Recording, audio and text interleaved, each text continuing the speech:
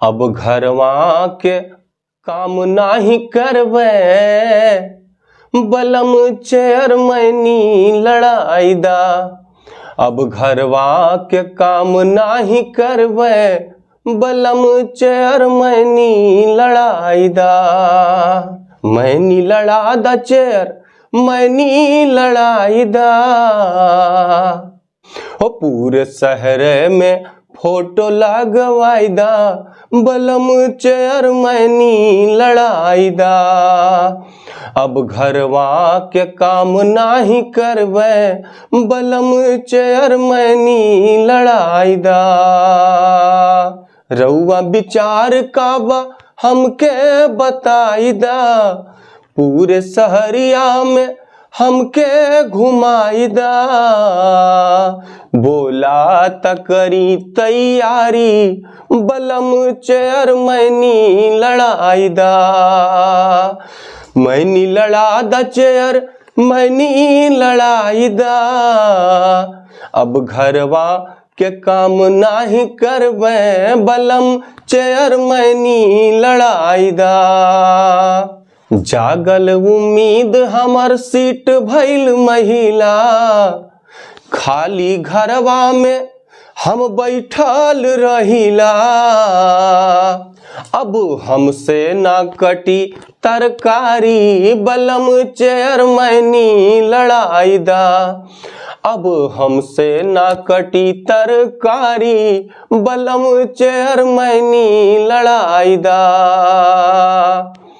अब घरवा के काम नाही करवे, अब घरवा में काम नाही करवे, बलम राजनीति सिखाई दा। जीतब हम तोहर नाम होई जाई, हमहू के कुछ राम होई जाई। जीतब हम तोहर नाम होई जाई, हमहू के कुछ राम होई जाई। केहू कही नाही केहू कही नाही भौजी बेचारी, केहू कही नाही भौजी बेचारी, बलम चेयरमैनी लड़ाई दा। केहू बोली नाही भौजी बेचारी, बलम चेयरमैनी लड़ाई दा। अब घरवा के काम नाही करवे, अब घरवा में काम नाही करवे, बलम चेयरमैनी लड़ाई दा। मैनी लड़ा दा चेयर मैनी लड़ाई दा। पूरे शहरिया में हमके घुमाई दा। अब घरवा में काम नाही करवे, बलम चेयरमैनी लड़ाई दा।